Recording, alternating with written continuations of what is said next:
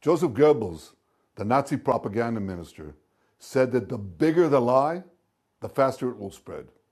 Well, somebody has fabricated a monstrous big lie that Israel had something to do with Charlie Kirk's horrific murder. This is insane. It is false. It is outrageous. Charlie Kirk was a giant, a once-in-a-century talent who defended freedom, defended America, defended our common Judeo-Christian civilization. Charlie loved Israel. He loved the Jewish people. He told me so in a letter that he sent me just a few months ago. Blackmailed. The Epstein playbook is being used on a daily basis. Jeffrey Epstein was not a financier. He was not a hedge fund manager. Jeffrey Epstein was a key player in a multi-decade blackmail operation against the most powerful people on the planet. One of my greatest joys as a Christian, he said, is advocating for Israel and forming alliances with Jews to protect Judeo-Christian civilization.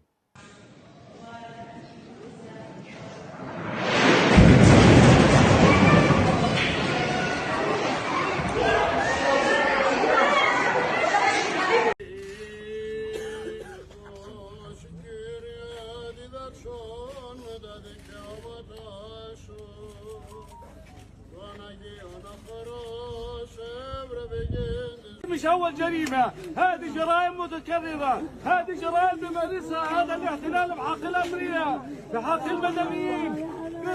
تعتبوش على حدا، اعتبوا على هذا الاحتلال اللي لا يحترم لا كنايس ولا مقدسات ولا بيحترم أماكن.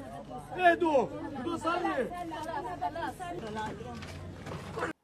He encouraged me to make the case directly to the American people about how vital Israel is to U.S. national security. This is from the USA. USA. This kills people, kills children. He told me, the Holy Land is so important to my life, it pains me to see support for Israel slip away. I have less ability sometimes online to criticize the Israeli government about backlash than actual Israelis do. And that's really, really weird. Now, if Charlie disagreed with a policy of mine or a decision here and there, not only did I not mind, I welcomed it. Of a purity test. Any deviation whatsoever, such as hosting a focus group, right, Megan? With a bunch of our students that went viral, having Dave Smith or Tucker at my event, it is all of a sudden, oh, Charlie is he's no longer with us and all that. I said, wait a second, what do you mean? What does with us mean exactly, right? I'm an American, okay? Like, I represent this country, and I don't even understand that paradigm. But Megan, I think you would agree with this. I want to make sure we really zero in on this. Personality types like you, myself, and Tucker, the more that you guys privately and publicly call our character into question, which is not isolated, right? Megan, it would be one thing if it was one text or two text. It is dozens of texts. Yes. Then we start to say, hold the boat here. This is the essence of Charlie. This is the essence of a free country. It's exactly what Charlie stood for.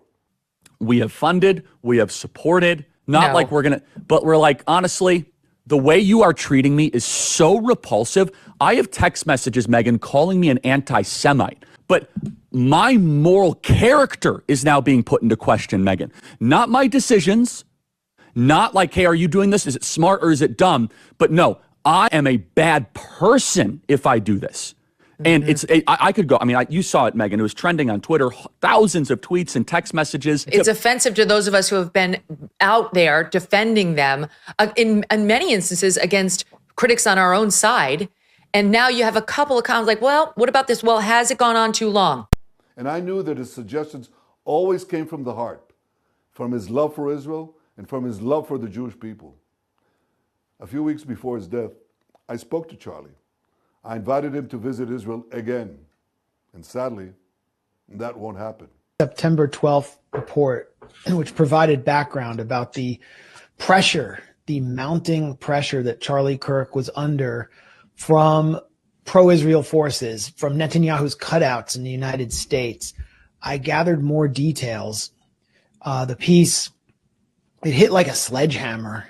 It really caused a lot of, I think it spoke for a lot of people, particularly within the conservative movement, which is changing among the youth on the question of Israel. And more people started coming out, and more people started talking, and people were talking to me. And these were people who had knowledge of a tumultuous, stormy meeting held in the Hamptons during the first week of August, convened, according to multiple sources, with knowledge of this meeting, intimate knowledge of this meeting, by the billionaire ultra-Zionist financier Bill Ackman, who was close to Netanyahu and his kind of network in the United States. Charlie Kirk was summoned along with an array of young, sort of vapid, very avaricious conservative influencers who seemed to be sort of in Israel's back pocket to set a very pro-Israel tone for this meeting. And Charlie Kirk was, according to one source, hammered by Ackman and others for allowing Israel critics, very prominent conservative voices like Megyn Kelly, Tucker Carlson, or the anti-Zionist Jewish comedian Dave Smith, to appear at his events. And actually, Charlie Kirk was planning to host many of these same figures again in December, and he had just added to his TPUSA major, I think it's called America Fest in December, the premier critic of Israel in Congress.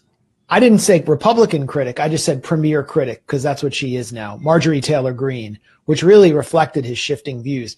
And Ackman, according to multiple sources, had this meeting to basically bully Charlie Kirk into submission. Charlie Kirk walked away, according to one person, feeling like there was an attempt to blackmail him. He refused any offers of funding, and also refused the offer to travel to Israel and meet with Netanyahu, which Netanyahu disclosed in the wake, the immediate wake of Netanyahu's death. He talked about this letter, but he didn't say whether Charlie Kirk refused or accepted. I've learned since that he refused. You know who I believe? I believe Charlie!